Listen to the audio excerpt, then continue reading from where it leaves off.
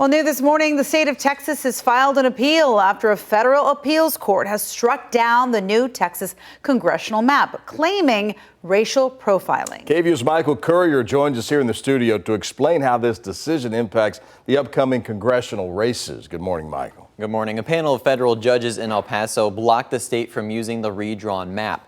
Republicans were hoping to pick up 5 seats in the U.S. House. In a 2-to-1 ruling, the panel sided with civil rights groups who argue that the map would harm Black and Hispanic voters by splitting up majority-minority districts. Texas Republicans say race was not a consideration when drawing the new map and insist that it was drawn legally and solely for political gain. Congressman Lloyd Doggett was planning to retire if the new map was upheld because he and Congressman Greg Casar were drawn into the same seat.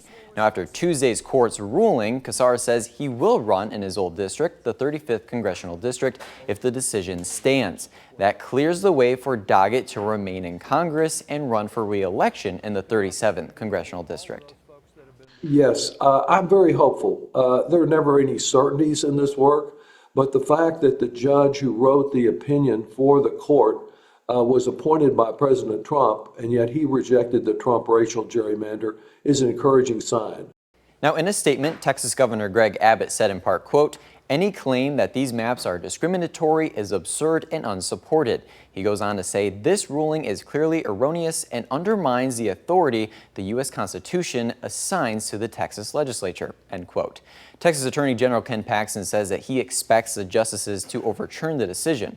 In studio, Michael Courier, KVUE News.